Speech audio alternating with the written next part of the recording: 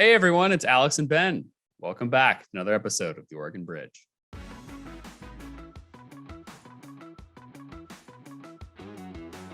Red rural counties, they feel the same when I go there. The people say the same things and they express the same issues. They feel completely disenfranchised from their own government. They feel that their voices are not heard. So we did something very, very different here in Baker City. Our business community was actually involved and came forth saying, can't we just declare ourselves a common sense sanctuary? Her response to the pandemic was hurting us more than COVID actually was. Cities and counties have relinquished their control to the state, and we need to start taking that back at a local level.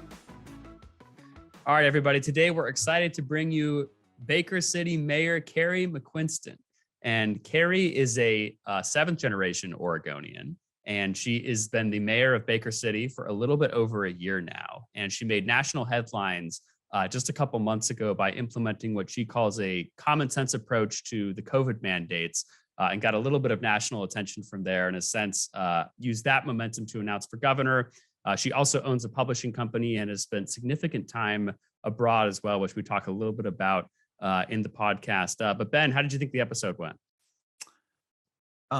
It was, I think Mayor McQuisten is the last of the, what I would say top tier GOP gubernatorial candidates that we've talked to. And I think she's probably the most conservative, old school conservative, not the most Trumpy necessarily, but certainly like the most like old school grassrootsy. Yeah, grassrootsy conservative, I would say. So as you will hear in the podcast, that was challenging for me at times. We had some disagreements. At the outset though, before we go any further, there is a debate in this podcast about Senate Bill 744, which received a lot of press both in Oregon and nationally as, quote, lowering the standards to graduate in Oregon because it removes the essential skill requirement as a prerequisite for graduating from high school in Oregon. I encourage folks to do their own reading about that. We posted on the Liftoff articles from the Oregonian, which are more critical of the bill, and from OPB, which basically says it's a non-issue for folks to be able to read on their own. But Mayor McQuisten makes a claim that Governor Brown essentially said that students of color couldn't be successful under this or something along those lines. You'll hear for yourself in the podcast. I have found no evidence of her making any statement like that. Here's what I did find.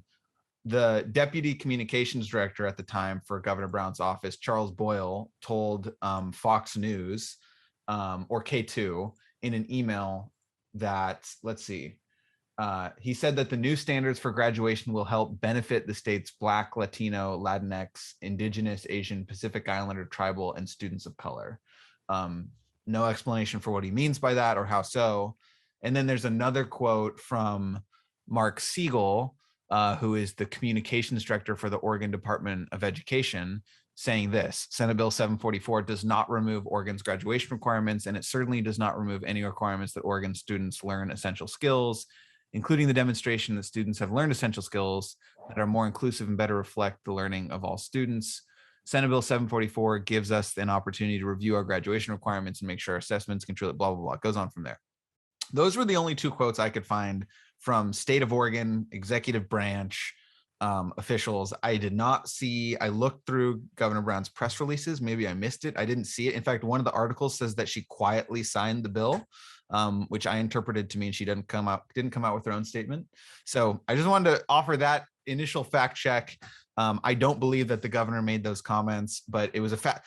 Education, to tie a bow on this section, education was this was the most divisive education conversation we've had on this podcast, in part because I think we're just very far. But she's very like small government. The government is creating more problems than they're solving. They need to get out of the way, let local jurisdictions do what they want. That is her belief. That comes through really strongly. So Titus, did you have any highlight you wanted to mention before we jump in?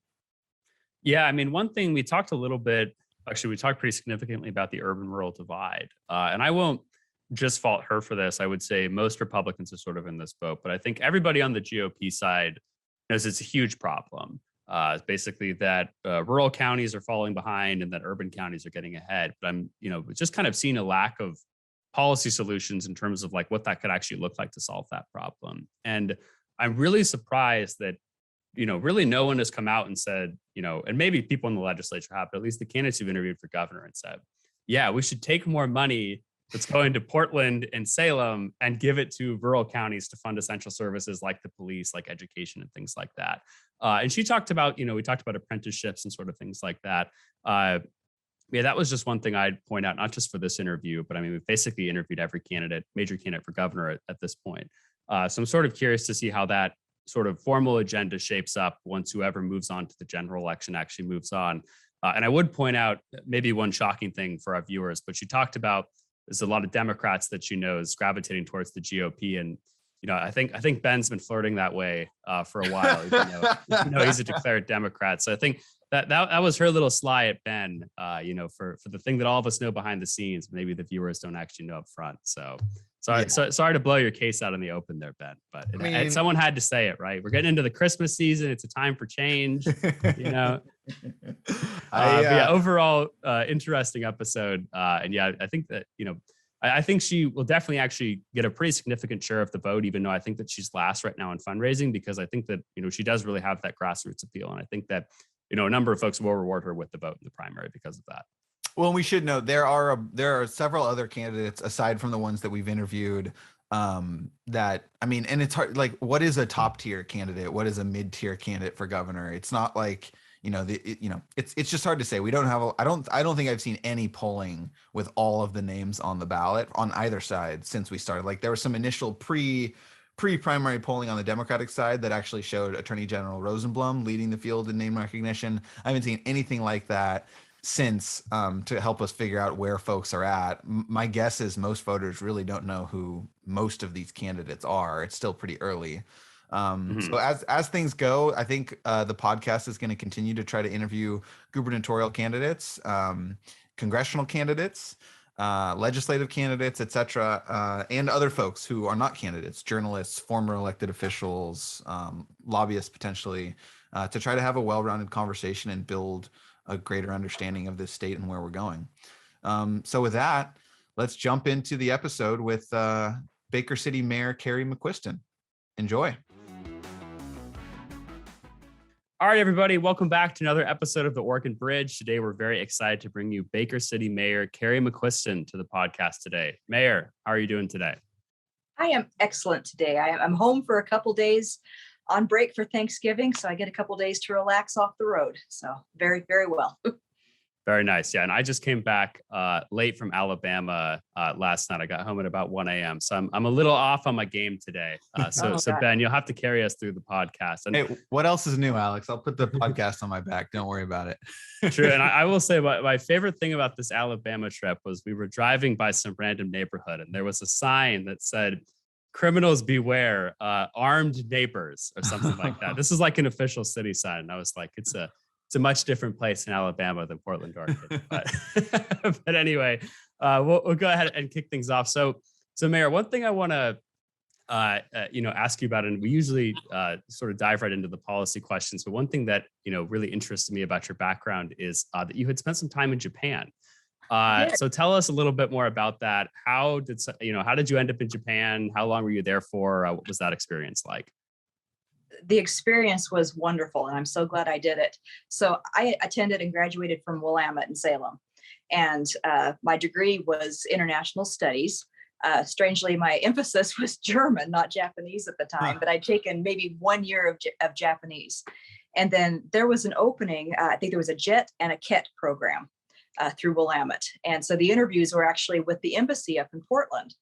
And I went up there and interviewed, got the job, and ended up going over there right after college for about a year. So, and it was a little bit unusual because usually it's just teaching English, but they put me in all kinds of strange job situations there. I was the voiceover voice for a little yellow school bus on a series of educational videos. I ended up leading some international seminars in this conference center right by Tokyo Disneyland. So yeah, great experience. That's very cool. Yeah. And and the reason I had to ask the Japan question too, is because I read the Phil Knight's biography, which I cannot believe I'm blanking on the name, but it was such a wonderful book, and his stories of living in Japan and sort of how it influenced his life. And then, literally how the country helped to build Nike too was just quite an experience. So But yeah, good to hear a little bit more about that. So just transitioning here. So we know that, Baker City, which you're mayor of right now. And how long have you actually been mayor for? I was elected just about a year ago now. Okay. And this is your first term then? This is my first term. I'm just starting right in the middle of my first term. Okay. So tell us, so what made you, decide to want to run for mayor? What was kind of your interest in getting a little bit more involved in public office? Yeah, a couple of years ago, I wasn't interested in running for public office. But when 2020 hit and I was seeing the impact of all of the mandates and things on our community, it was time to step up. And people had actually come forward and asked if I would run for city council and see if I could do that. People had been, of course, subject to the mandates. Their businesses had been shut down. They were losing their businesses. They were closing, moving across the state line to Idaho. People couldn't even get into the city hall to pay their own bills in person at one point. So it was very frustrating. And we had a very far left-leaning mayor, council, and city manager. And all of that changed at the beginning of this last year. So big changes there. And I stepped up and wanted to do that. And then from there, the things that I was doing very quickly as mayor in Baker City snowballed nationally and then across the state. And so it was a grassroots effort to almost recruit me through that to run for governor. So we'll jump into the COVID policy issue in a second, but on a broader level, before we go there, something we talk a lot about on this podcast, we write about it in our newsletter, The Liftoff, is the urban-rural divide and how different people conceive of the urban-rural divide, what it means to different people. You've obviously got a unique perspective. You've lived in urban areas, in Seattle, in Japan, and you also obviously now live in a rural area and are deeply in touch with that community and the cultural differences that exist there. So when someone says the urban-rural divide, how do you conceive of that in the Oregon context? What does it mean for our state?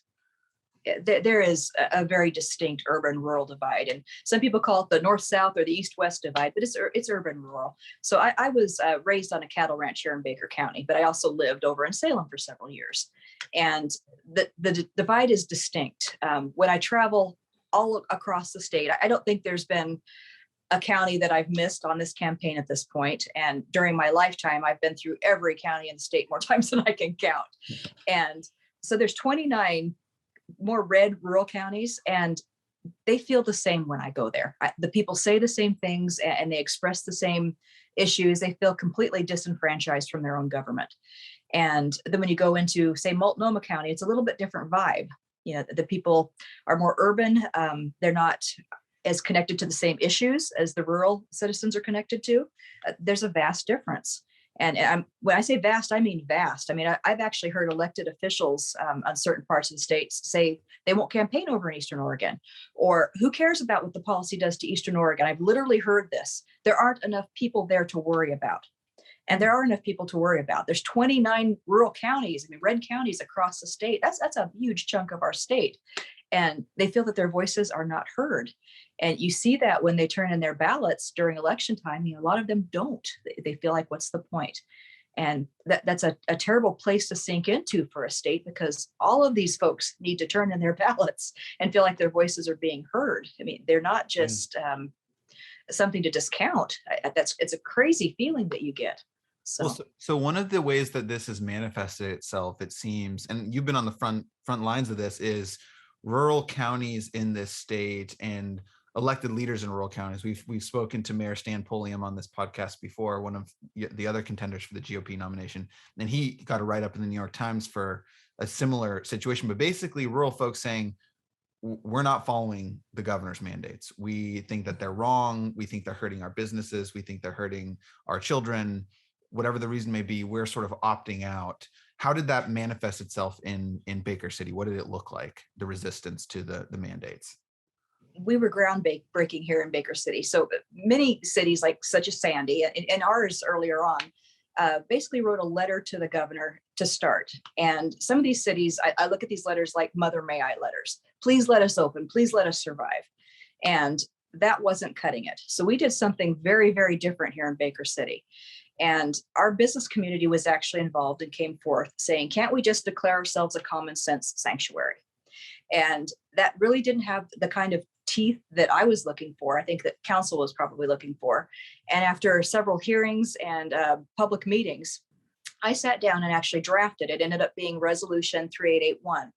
And what it was a declaration of crisis, mental health, crime, economic crisis in Baker City due to the governor's mandates, not due to COVID. So what we were saying is her response to the pandemic was hurting us more than COVID actually was, which was absolutely the truth.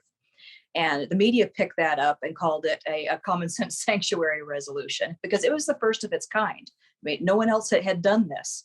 And what happened from there is once the media coverage started, I mean, I ended up on Fox News with Pete Hegseth first, and then Stuart Varney, Fox Business, and it rolled nationally back across the time zones to Oregon, and then it hit Oregon.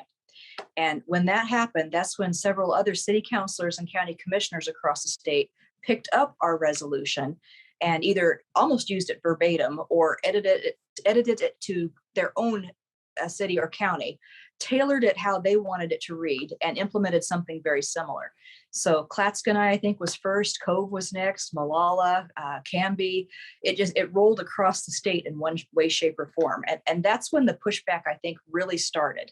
About 3 days after that, Kate Brown lowered her extreme category to high for most of us, which was interesting. And, I've heard others take credit for that. And I would never presume to take full credit for that because I think three things happened. One thing is our resolution took off like wildfire across the state. Second thing that happened is we had, I think, 86 county commissioners sign on to a letter, which gave some pressure. And I believe there were some Portland, Salem area sports teams that were also putting pressure on. So I believe that she got dogpiled right then at that time, and that probably helped lower those restrictions.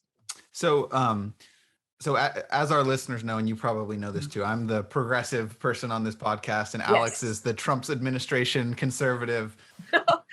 My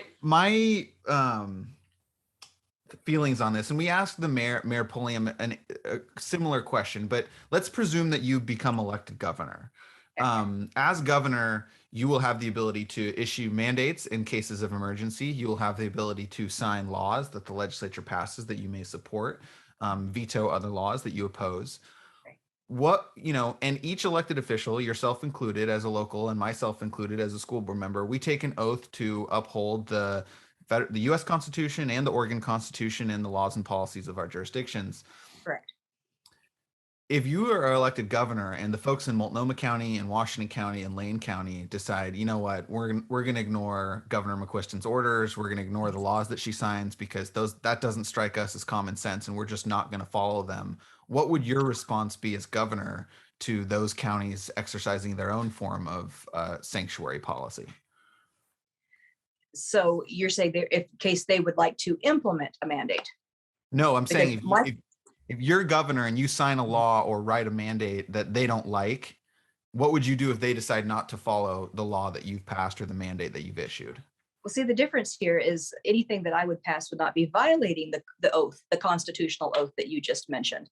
And I strongly believe that what Governor Brown is doing does violate the law and does violate the Constitution. But that's the difference. The courts have upheld that, though. There's no court. The court. There's been no court order that says the governor has violated the Constitution or even the laws of Oregon that I'm aware of. Yeah, there was actually a court ruling here in Baker County. It was Judge Matt Shirtcliffe that originally ruled that it had been misinterpreted and misapplied.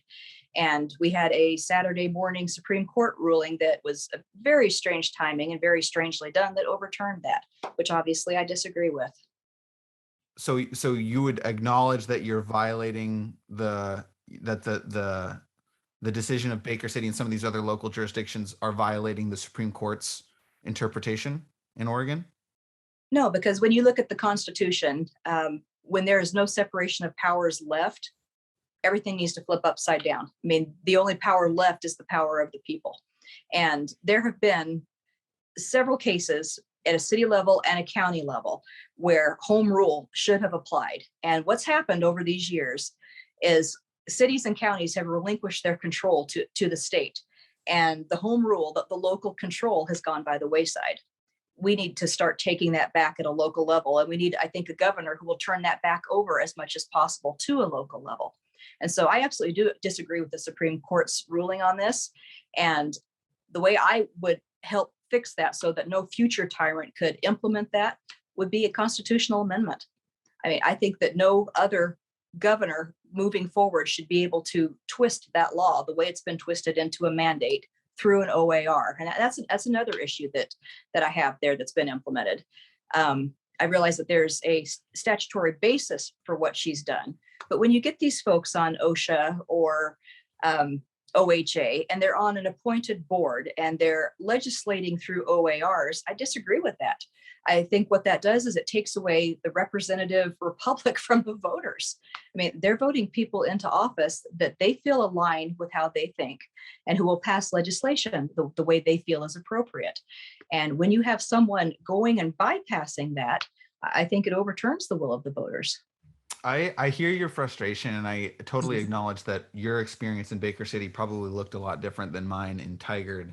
But my flip side to that is, the way that I see it is that the Republic is actually most undermined when the participants in the Republic don't follow an agreed upon set of rules. Like our system is built upon, we have authority. The authority can be challenged in court. The courts kind of decide disagreements, and the system only really works if we all agree and acknowledge that those challenges are legally binding and we all have to play by those rules. And I guess what I was getting at in my question is, you call it what is common sense to you in Baker City might not be common sense to the folks who live in Portland and vice versa. And if we're living in a state where those sort of interpretations are subject to interpretation, I suppose, those sorts of rules are subject to interpretation, then the rule of law itself becomes undermined, because your legitimacy as governor would be undermined in the same way that people are undermining Governor Brown's. And I worry that's the end game of the urban rural divide, is we become, as previous governors have alluded to, ungovernable, because these different local jurisdictions on either side of the mountains or north and south just say, you know what, I'm not listening to the other side because they're illogical, they're crazy, etc. So do you foresee that as something that could happen, or do you think that there's a way to sort of bring people together under a common understanding? Yeah, I don't see that happening, honestly. There are things called peaceful non-compliance and civil disobedience. And that's an acknowledgement that just because something has been legally upheld doesn't necessarily mean that it's moral, ethical, or right. I mean, I could bring up Rosa Parks, for example. Would you disagree with what she did? Well, the interesting thing about the civil disobedience argument in Rosa Parks is folks who take those kinds of stands suffer the consequences.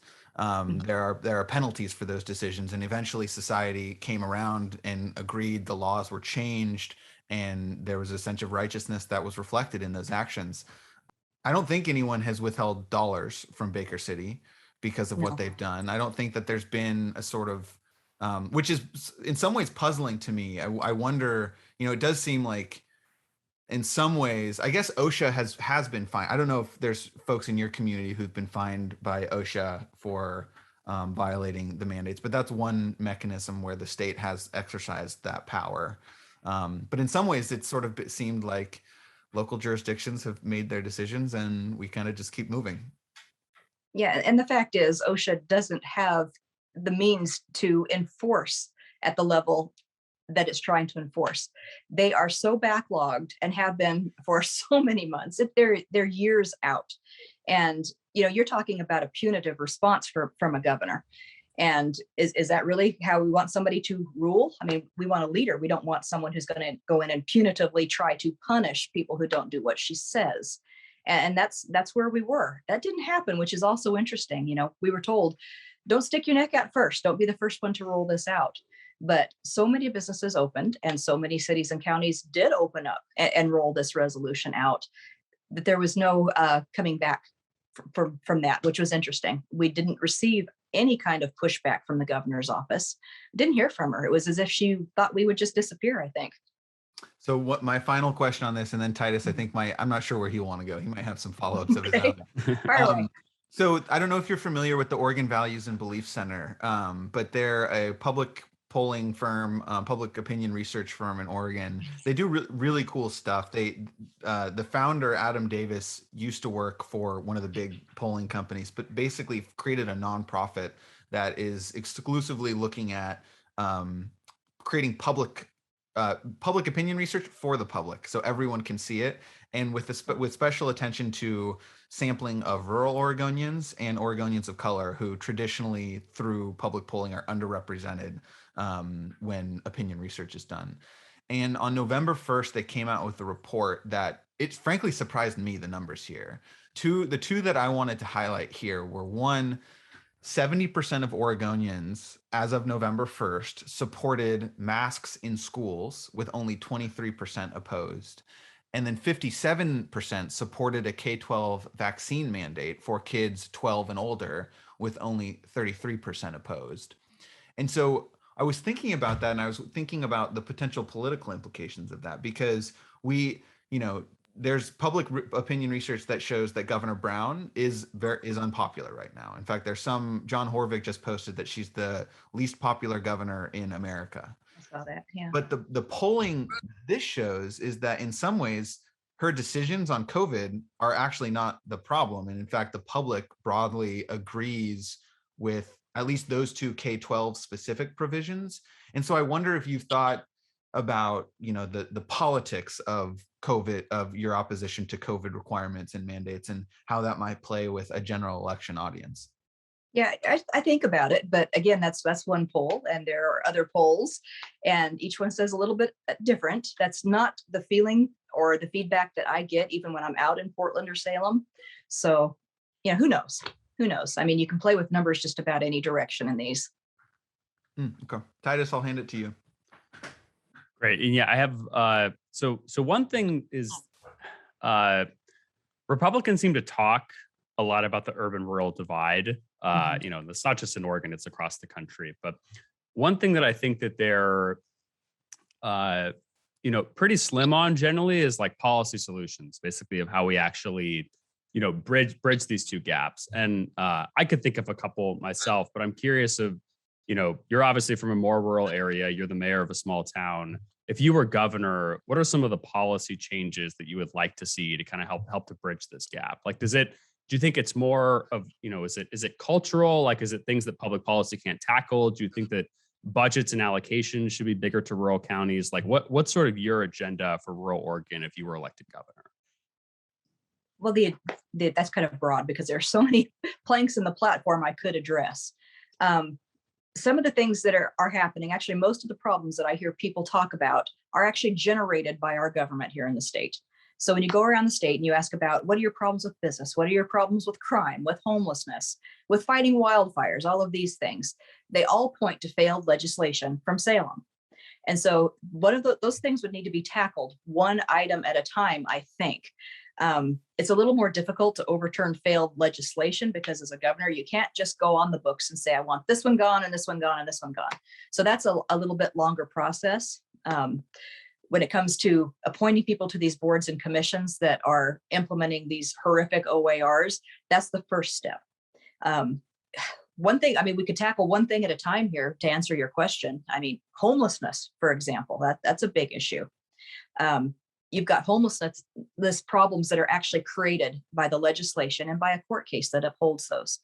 So if you've gone back and looked through what was just passed in the last session, it's essentially taking two levels of individuals and giving them separate rights, homeless and people with homes. So if you read the last little bit that was passed, say a homeless person wants to come into the middle of City Hall in Baker City and camp out, and that person finds it's objectively reasonable to stay there. But we decide, no, we're closing the doors at 5 and turning off the heat and the lights. It's time to go home. We can be sued and we will probably lose. There's a court case that was upheld in the Ninth Circuit Court saying that, okay, we can't break up those camps. We can't implement an ordinance that breaks up the homeless camps, because we have to have something in place that we can't afford to set up in place for these folks. So all of that needs to be addressed. In an ideal world, here's what would happen.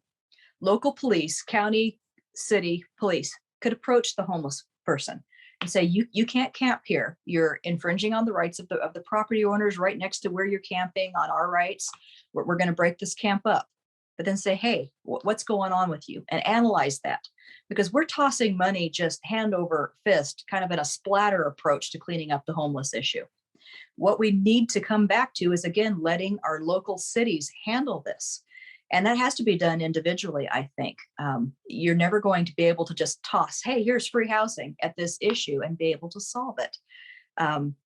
Probably a third, it depends on the study again that you're listening to, but probably a third of these folks are choosing this as a lifestyle. And then probably 2/3, you're looking at addiction and mental illness. And there's no system in place right now to individually talk with those folks and get them the help they need to get off the streets. So that has to happen first, somewhere along the line.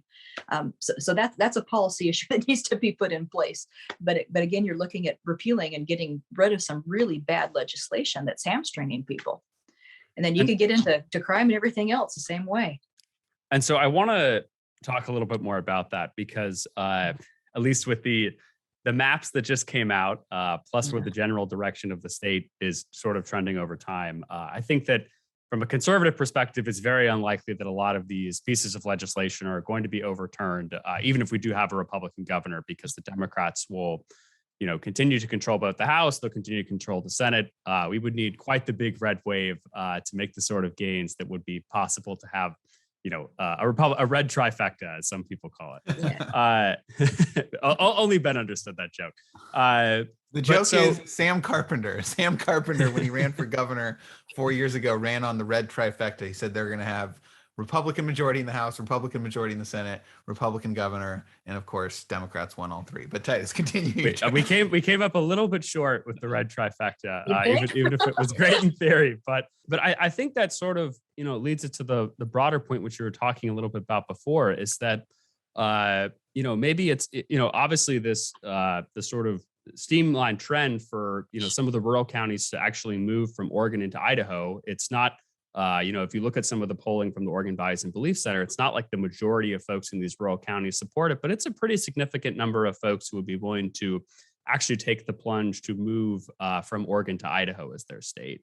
I'm just sort of curious from your perspective, like, is there ever a point that we could get to where you think something like that like should happen? Or do you think, no, that's not really the right solution? Like, we really need to come together as a state and keep working through these issues together?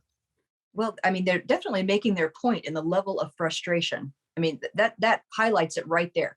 These folks are so done with what's happening in Salem that they would rather split off into a different state than stay here and fix this. That's huge. And my solution is, of course, you get a governor from Eastern Oregon in there, and that desire fades pretty quickly, I would think. I don't see that happening. I don't see constitutionally where the process is that moving forward. Depending on the map, you see it either ropes in part of Idaho, Oregon, and California, and sometimes not California. You would have to have voter approval, and then it would go to Salem, Boise, and Sacramento for their legislation to pass that. I don't see all three of them doing that. And then it would go to Congress. I just don't see where that process is that would actually be able to continue forward. What was on the ballot and the different counties in Oregon, most of the time was just to either spend advertising money talking about it or instructing county commissioners to talk about the issue 3 times a year during a meeting. So that's where it is. It doesn't actually start the secession process at all. So yeah, I don't see that moving forward. Interesting. Yeah, and that was essentially the same answer that Congressman Bentz came when he came on the podcast, was that it seems more so to just be about expressing the frustration and sort of the level that it's gotten to than if this is actually something that would be possible. Even though polling does show that Idaho is very open to making their power grab and taking some of Oregon. So our aggressive neighbors have their eye on expansionism, which is a little bit funny. It's great. But so just to transition a little bit, one thing I want to talk about, and I think Ben has some questions with this too, is education. And specifically, there has been just a crazy number of stories about different school boards from across the state getting in fights, votes over political symbols, things like that. But there's also been at least 4 Oregon superintendents that have been fired in the school year. I don't know if that's the most on record. Maybe Ben, you would have that statistic, but it seems pretty significant that, this number of folks are being fired. And I actually think that, Republicans have very much stepped up their game, and conservatives when it comes to actually running aggressively in some of these, different school board elections. I think Democrats will start picking that up pretty quickly too. And that a lot of the focus has sort of been on issues with the right, but I think you could really quickly see that sort of transition to the left. And you could start to see some, what some might say are left-wing policies on school board, start to be proposed and things like that. Just sort of curious. I mean, it seems like it's, Newburgh, for example, right? This has made national news for almost 2.5 months now. And as I like to joke, no one even knows where Newburgh is. Well, of course, people in Oregon do, but people outside of it don't. But just sort of the broader question is, if you were elected governor, what do you think is sort of your role when it comes to education, maybe actually helping schools focus a little bit more on schooling and not sort of some of these issues that we're seeing coming up with the school boards? Yeah, if I had my druthers, there would be no politics and no religion inside a classroom. I mean, I don't think a student on either side should go in and be experiencing that from the school board or the superintendent or the teachers. I want that to be a neutral learning environment where you're back to the basics, the reading and the writing and arithmetics. I think the politics and the religion come from the household, and that's the parents' job to do that. And whenever I see a political indoctrination agenda put forth by a school board, I think that has to stop.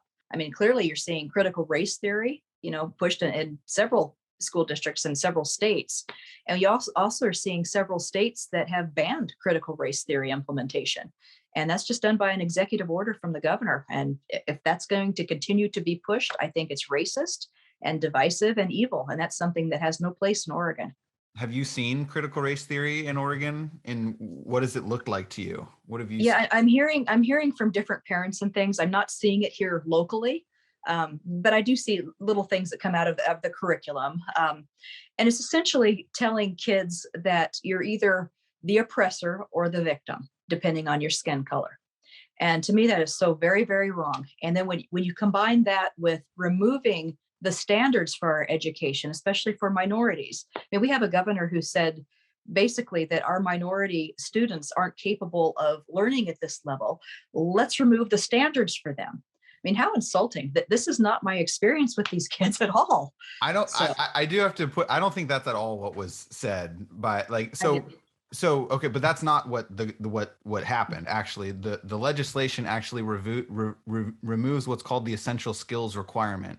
The essential skills requirement was essentially a checkbox that wasn't actually preventing any students from graduating. You can go ask the local superintendent about how many students didn't graduate because they lacked the essential skills requirement. It's almost none across the state. The problem was it was a bureaucratic administrative hurdle that created a bunch more work for education administrators without actually contributing to the educational interests of the kids because it was so standardized and top down. So I think the narrative on that one was woefully inaccurate about what the actual legislation does. To the extent that it's making it easier, that's not reflected in the graduation rate. There's not actually more students graduating now because Did you read her statement though that came across with that? What was her statement? The statement essentially was just as I just said that minority students are not able to live up to these standards. I mean, I'm paraphrasing here. And are not learning at this level, so we need to drop it. I mean, go back and find her statement. It's as insulting as it's possible to get, I think, and that's not how we need to be treating our students. We will certainly try to find that statement, but I would be very surprised to read the governor saying that. Well, that's what it does. I mean, it's saying, hey, you can't compete, and we're focused on your skin color, and that's exactly the opposite that should be done. Well, so let's say, in our system, one thing we know is true is that white students on aggregate perform better than students of color. They have higher graduation rates. They tend to have higher test scores. They tend to attend school more. That's across our system. When you look at outcomes that are predictive based on race, what as a policymaker do you think, what responsibility do policymakers have to correct that or to invest resources in a way that will create more equitable outcomes? Do you think that should be part of the role, or do you think those sort of disparities by race are acceptable within the system? See, that right there, you just hit on one of the major differences in the thinking between someone who leans to the left and someone who leans to the right. I'm not about equity. I'm about equality. And those two words are very, very different. I mean, one is saying we're going to keep monkeying with the system until we've evened out the playing field, no matter how. Mine is you start everyone with the same rights and the same playing field, and they do what they can with it. I think that every student, every person is given a God-given set of gifts that they're supposed to find, and they're in situations that they're supposed to experience. The other way of thinking is no matter who they are or what skill set they have, we're going to pull them up to the same exact place. And that doesn't work. It's never worked historically. Well, but the problem with the level playing field issue is level playing field implies that every student has the same opportunities and has the same resources and benefits. But some students come from low income backgrounds. Some students don't know English when they arrive to school for the first time. Some students have access to tutors and, have access to summer camps that cost a lot of money. And so the problem is we don't actually have a level playing field. And so I think the people who use the equity language are trying to acknowledge that differential in opportunity and say it's the responsibility of the state and the system to try to increase the level of opportunity for students who start behind these other students who have these greater opportunities. So how do you think about that? Like the lived experience of students in their homes obviously impacts educational outcomes. Well, the purpose of the government is to preserve the individual rights, and those are outlined in our state and our federal constitution. And I don't know a single person who does not have those constitutional rights. That's what we're supposed to be preserving. We're not supposed to be turning everyone into a clone of one another with the exact same abilities and the exact same life. I mean, that's not reality. We're all here doing different things, and we have different motivations and different minds and different emotional structures. And again, that's the difference between right and left, I think, is I want to focus on the individual and see what each of these people can do, how much you want to accomplish in your life and work for it, with the same basis of rights held intact. I don't want a socialist or a communist system where everyone is on exact equity, without working for it. That's different. No society has ever been successful with that kind of system set up. So my final education question, and this one is kind of specific to Baker City, Sure. because I've followed Baker City schools a little bit for the last several years. So Baker City tried multiple times to pass a school bonds measure. Yes. In fact, they had not passed a school bond since 1948 until this last year, 2021. Local voters approved a $4 million school bond. The most recent one before that in 2018 was a $48 million school bond. And the basic reason, and this is actually true across Oregon, right? Like a lot of rural schools, they tend to have older buildings. They have big HVAC needs. The buildings are not very energy efficient. They also don't have some of the amenities that newer schools have, like, labs and CTE centers and other things that really provide tremendous benefit to kids. In Baker City, congratulations, by the way, on passing this school bond. They're going to get a $4 million investment that's going to be able to solve some of these problems, but I imagine not all. But there's a lot of school districts across the state who just can't pass a locally approved bond measure. And meanwhile, you've got Portland metro districts, including the district that I'm in, where we almost always are able to pass school bonds, and it allows us to build new schools, new facilities, new athletic facilities, et cetera, et cetera. And I think that's one of you might not like the term equity, but it's equality. There's not an equal opportunity across the state for students, depending on where you live, what your zip code is. We've controlled for school funding at the state level, where every student has the same formula across the state. But for school bonds and construction of facilities, that is still a very local decision, and it's creating pretty substantial inequality in the system in terms of access to resources. So do you see that as a problem for rural folks and rural kids to not have those same opportunities? And do you think there's a policy solution at the state level to try to raise the quality of our facilities across the state? No, that should be a local decision by the voters. And, listening and seeing why some of those bond measures were voted down before is because we do have some amazing older buildings still standing. I think there was a desire with the voter base to upgrade those and remodel and do some things along those lines for a while. Okay. That was the Didn't reason. expect that, but thank you. Yeah. Great. And I just want to ask one more education question before we transition. And Ben talked a little bit about, how minority students have worse outcomes than other students. And I mean, at least statistically, that definitely looks to be true, especially when you look at, inner city Portland and things like that. I think one thing that gets left out of the conversation is there is a lot of rural schools that are completely failing students as well. I remember writing a piece a year ago or so for the Oregon Catalyst, and there was some schools in the sort of General Bend area that were graduating like 1 in 4 students basically on time, which to me just seems like a not even just a failure for the students, but I mean, frankly, just a political failure as well. It's sad that kids have to basically suffer through these educations that they know are not basically going to put them into a good place to succeed. I'm curious from your perspective of, one thing that we have talked about quite a bit on this podcast is sort of the things like apprenticeship programs and things like that, is that in terms of education reform, like, is there specific policies that you would want to see or that you would want to see implemented coming into office? Like, would it be sort of apprenticeships or like different paths for high school students and just sort of the pipeline to college?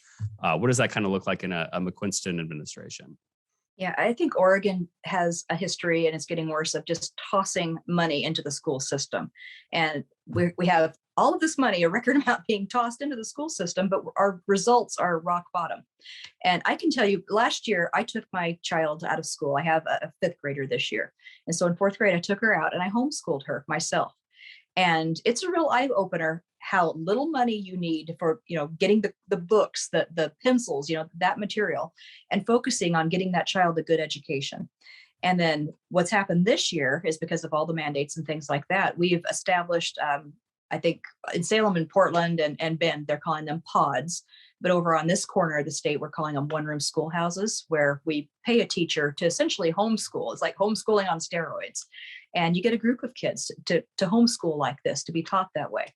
And it costs me about $260 a month as a parent to achieve that. If we had the money following the kid, could you imagine the level of education?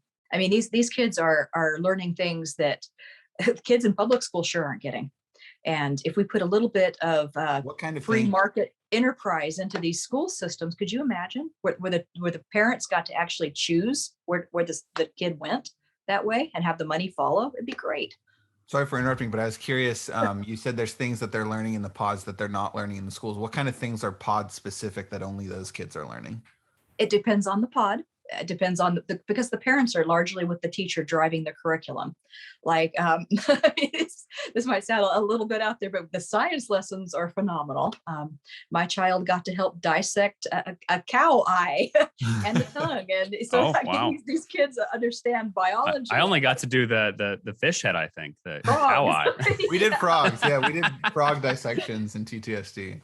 Yeah, and I'll go into the school, or school we call it, but I'll be going in there on Monday to teach some probably basic Japanese for an hour to these kids. They'll get a little bit of language lesson in there. Maybe I'll come back and do Spanish or German.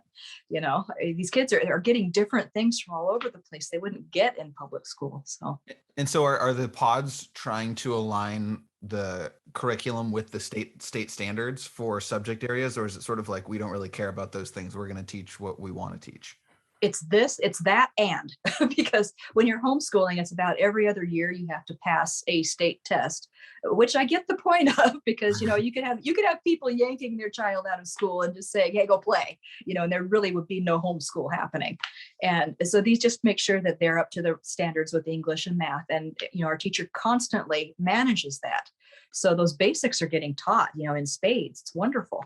But then everything else happens along with it, which is great. So. Okay. Well, the final category here is primary politics. So one thing that's been surprising for me as a Democrat is how many Republicans want to be the GOP nominee. Everybody on the Republican side. We just heard recently that House Minority Leader Christine Drazen, a state rep from Canby, has jumped in. There's Mayor Stan Pulliam, who's mayor of a similar sized city, Sandy. You've got Dr. Bud Pierce, the GOP nominee previously. We just talked to Jessica Gomez, a very successful small business owner from, I guess not even a small business owner, a business owner from Southern Oregon. I'm sure I'm forgetting some folks too as well. And then above that, there's folks. Bridget Barton, Dr. Pierce. Yep, Bridget Barton we spoke to. Come on, Ben, we've had them all of them. a successful political consultant. And now you've also got Betsy Johnson, who's like a conservative Democrat, who is running as an independent, not in the primary. So my question for you is, given that complex and broad field of candidates, what makes you different as a candidate from all those other candidates? And how are you going to win? How do you differentiate yourself from, the voters have a ton of choices in this election, in this primary election. So why are they going to pick you, and what makes you different? Yes, it's fascinating, isn't it, politically? It really is. Yeah. So last time, I believe there were 13 Republican gubernatorial candidates. So this is not really that unusual. I think it's just really publicized this time with the emphasis on that. Yeah. And so we're all thinking about it. But what happens money this time? People are raising a ton of money, which is different. They are, but last time on the Republican side, you have to look at it. Newt Bueller spent $20 million, it was record breaking, and lost. And what I hear around the state, I hear two things. Money will not buy it this time, and we are not voting for another I-5 corridor candidate. I'm hearing that even in the I-5 corridor, if you can believe it. So there's a very big shift in mentality that's happening there.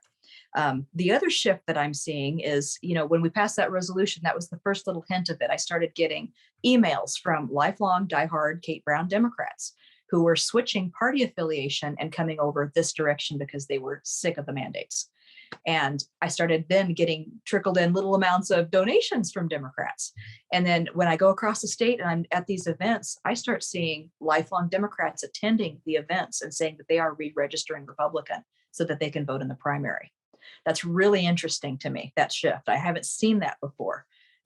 So I've been a PCP with Baker County Republicans for years. So I've sat through so many forums and so many elections. This one's different. It's really interesting.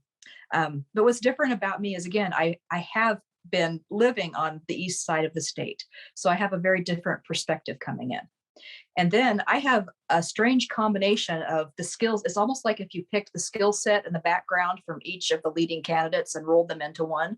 That's me. I'm a small business owner. So I lived, out of the area and climbed my way up the corporate ladder to a corporate executive vice president position before coming back to Baker City. And that's where I started my own publishing company. So I've been running, owning, and operating that since 2007. So I know what it's like to run a business in Oregon. So I have that. And now as mayor, I'm very fully aware of water, wastewater, infrastructure, public safety, police and fire. That all falls under the purview of mayor and city council. So that's an interesting skill combination I have. I think that combines a couple of the candidates there. And then just from, being on this side of the state and being able to really relate to those 29 counties that have felt left out for so long. So it's an interesting combination. And then Betsy Johnson, she's not independent as far as I can see in her paperwork. She's dropped her party affiliation to an NAV. She's non-affiliated entirely. So she'll be coming in during the general, skipping straight over the primary and by petition coming on to the general ballot. So that'll be interesting also. Yeah. Yeah, that'll be very interesting. And unfortunately, we've actually let most of the other GOP candidates off the hook with this question, but I just remembered it. And I remember we asked our first candidate. I'm curious of who do you think, right? There's a bunch of Democrats who have jumped in. They're all raising a lot of money. They all have maybe not high name ID, but at least a lot of recognition amongst the party base and, sort of the different players. Who do you think is going to come out ahead in terms of the Democratic primary? So when I look at that, I toggle between Kotek and Christoph. But again, what I'm hearing across the state is because I'm a 7th generation Oregonian. And that's the other thing I'm hearing from both sides is we want a native Oregonian or someone who's lived here and has deep roots. And the perception of Christoph is not that he has that. So I am thinking right now it's going to be Kotek in the general. Okay. You've heard it right here, folks. Prediction. That's my prediction. Yeah. Well, if you make it to the general and Speaker Kotek makes it to the general and Betsy Johnson, we'll do a three-way the first ever podcast debate on the Oregon Bridge. How about that? Although Titus, you and I probably won't be allowed to moderate that. I think we're probably a little too biased. Great. Well, Mayor, thank you so much for taking the time to join us and chat today. Before we let you go, where can folks find you if they want to volunteer for your campaign, if they want to donate, if they want to learn more about where you stand on the issues? Where can they go and find more information? www.kerrymcquisten.com is where I would start, and then hit social media. I'm on Facebook, I'm on Twitter and Instagram now. So I'm everywhere. Do you know what the Twitter handle is? Not off the top of my head. I think it's Kerry 4 Oregon with a 4, number 4 and an OR. Yeah. Okay. And Well, I'll have to. This is how we know if the comms teams are well trained or not. So we'll have to fact check that once we hop off. But yeah, go check that out. Then also, I have an events calendar on Facebook and then on my website, and I'm all over the state. I'm all over the state, and I'll be back all over the state again. So people could see me in person if they wanted to come ask questions. Great. Well, Mayor, thank you so much again for taking the time to join us. And everybody, thanks again for tuning in. Please make sure to hit the subscribe and give us 5 stars, and check us out on YouTube, where our views are increasing dramatically and you can see our beautiful video coverage. So thanks again. Have a great day. Thank you very much.